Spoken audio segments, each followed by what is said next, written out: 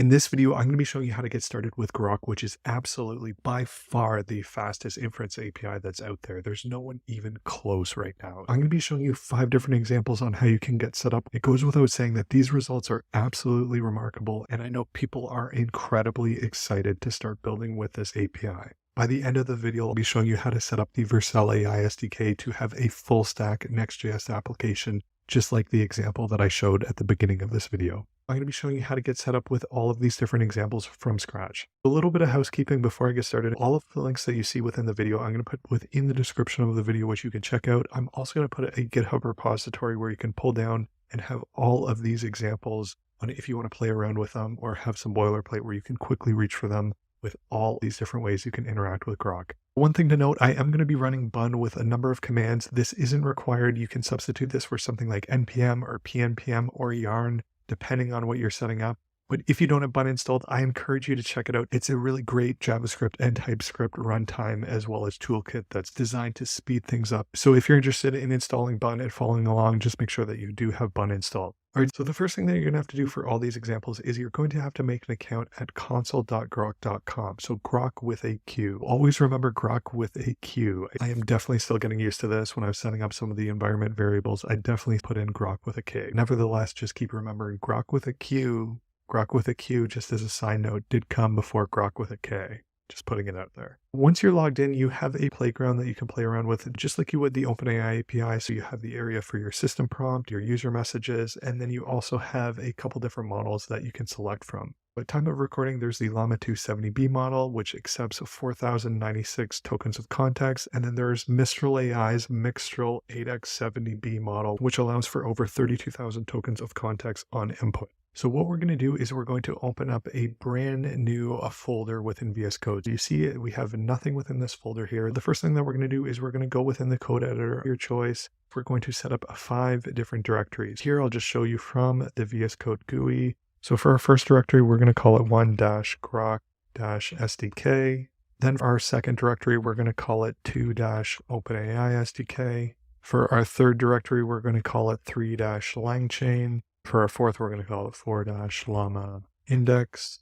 Fifth, we're going to call it 5-Vercel AI SDK. Now that we have all the directories started, we're going to cd within our first directory here. So the first thing that we're going to do is we're just going to npm install the groq SDK. We're going to touch index.js to have an entry point for our application. And then I'm just going to bring down the terminal here so we can see all of our code. Then what you can do here is you can just copy this first half here, put it within your terminal. What we can do here is we can just take this, we can go over to our terminal, and then I'm not going to be showing this on screen, but you can just go ahead, click API keys, and then put the second half.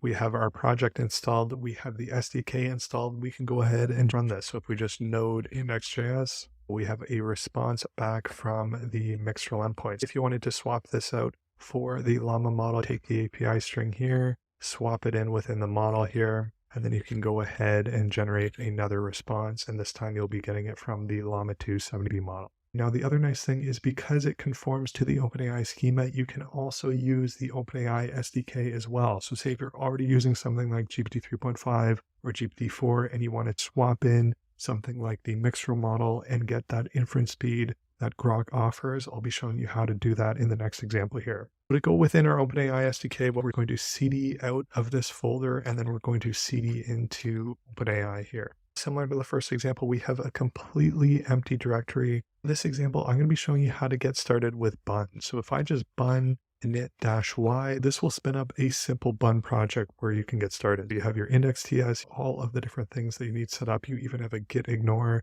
You're ready to go and get installing things. We're going to bun install OpenAI, and then we're going to head over to platform.openai.com and go to one of their quick start examples. In this case, we're just going to copy the chat completion, but we're going to be making a few different tweaks. So we're going to copy that within here. With the OpenAI SDK version 4, it assumes that it's going to reach for the OpenAI API key within your process. So if you have it already within the process, it's going to look for that variable. But in this case, we're going to override a couple things. Here, we're going to use the API key of groq instead of OpenAI. We're going to be swapping that out within our environment variable and using this value here. Then the other thing that we're going to have to put within here is the base URL. So essentially what this base URL is doing is just where we're routing that request. So in this case, instead of routing it to the OpenAI API, we're just going to take that over and we're going to send the request to the groq API instead. Now, the last thing that we have to swap out is just the model. So within the chat completion here, like you see here, we can just go ahead and replace the model with the one that we want to use. Here, I'll just use the Mixtral model for demonstration. Once we have that set up, we're going to create a .env.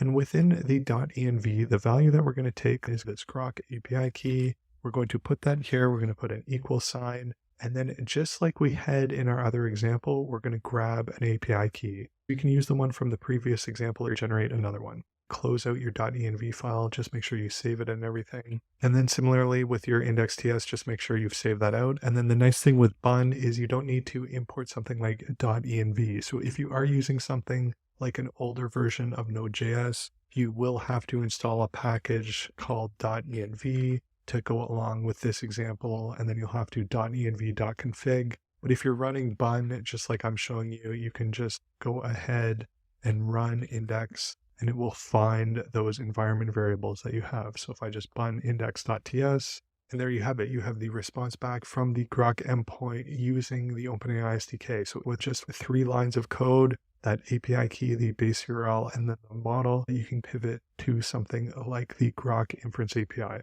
In the next example, we're going to cd out and then cd into 3-langchain. Now for the langchain example, just like we did in the OpenAI SDK, we're going to bun init-y, the langchain documentation. We are going to be installing the langchain/groq package and langchain itself. So bun install langchain and then langchain groq. Once we have those set up, we can open our index.ts. Then we just copy over an example like they have in their documentation. We can put that here, just clean it up a little bit, get rid of the example. And then just like we did within the OpenAI SDK, copy your environment variable. So go ahead and copy that over. Make sure you paste it to the root of the directory. So long as you have it just like that, they already have it set up with the groq_API key. And then similarly, you can just go ahead and bun index. And then there you have it all set up within your LangChain project with the different schema, all set up with the schema and tooling that LangChain enables. Next, we're going to go ahead, cd out. We're going to close this, and then we're going to go within our llama index example. And you can probably guess by now what we're going to do. We're going to bun init-y. We're going to head on over to the llama index documentation. What we're going to do here is we're going to grab the full example. The one thing that's different with this llama index example is this is a simple RAG application. What we're going to do in this example is essentially we're going to load up a file, so you can swap this out for any file that you want. We're going to read that file. We're going to set up a simple document which has some metadata that we're going to pass in to our vector storage. Then from here, we're going to create the vectors. Vectors are essentially a numerical representation on how similar different things are to one another. The easy way to think about vectors is the closer together that numerical representation of the different items, the more similar that they are. The further away those numbers are is the more unrelated. Now, the one thing to note with llama index is it does default within this example to using the OpenAI API for embedding. So within our .env, we're going to have 2 different environment variables. Within our .env, we're going to put that groq API key. Also have to go to platform.openai.com and generate an OpenAI API key. Once we have our .env saved out and the index.ts, we can just go ahead and bun install llama index, and then we can just go ahead and run this. What this is doing is we're going to have this query of what is the meaning of life, and it's going to reference this text file here. Based on the context from the text file, this is the answer that is generated for us. If you're interested in building out a RAG application, this is just one avenue on how you can get started with a llama index. In the last example, I'm going to be showing you the Vercel AI SDK. So if you haven't used the Vercel AI SDK, it's a really great place where you can go ahead and get a lot of different boilerplate options for a ton of different offerings. So from Anthropic to Fireworks to Cohere to Mistral, Replicate, Perplexity, the list goes on. There's a ton of different next examples, SvelteKit, SolidStart. a ton of different JavaScript frameworks as well as LLM and inference APIs that you can interact with these different examples. So in this example, I'm going to be showing you next OpenAI, and what we're going to be doing is something similar to the example with the OpenAI SDK. So what you can do is grab the script from here. You can choose npx yarn or a pmpm. You could also run this with bunx if you'd like. We're going to get out of this directory just like we did the others. We're going to go within our Vercel directory to keep everything organized. And then within our Vercel AI directory, I'm going to run this command, which should just take a moment. Once that's all installed, we're going to go within the directory of our apps. So the next OpenAI app, we're going to go within that directory. The only thing that we're going to swap out is within the API chat route. So within here, like I mentioned, very similar to the OpenAI SDK, what we're going to do is we're essentially going to override the OpenAI API client here. So we're going to replace all of this, and then just like we had in the other one, we're going to replace the API key with our groq API key. And then for the base URL for our endpoint, we're going to route that to the groq API. And then all that we have to do is just swap out the model just like we did in the other example. Once we've done that, we're going to just back out of our directories here that we've edited. Then within our .env.local, we're going to get rid of where it says example.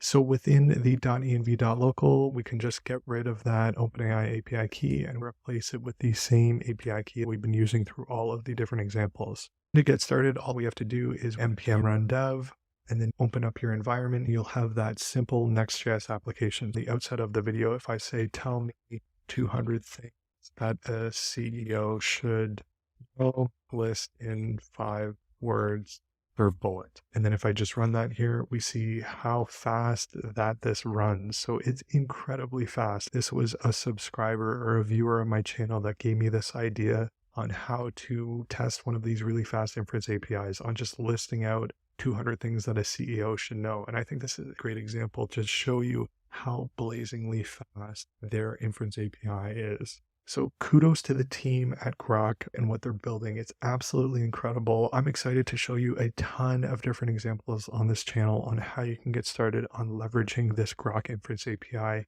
By leveraging the LPU chips, we're going to be able to build some pretty incredible LLM AI applications with this. So if you want to see different examples on different projects and how you can build out different things, whether it's voice applications or different RAG applications or clones of different products, stay tuned to the channel. But otherwise, that's it for this video. If you found this video useful, please like, comment, share, and subscribe. Otherwise, until the next one.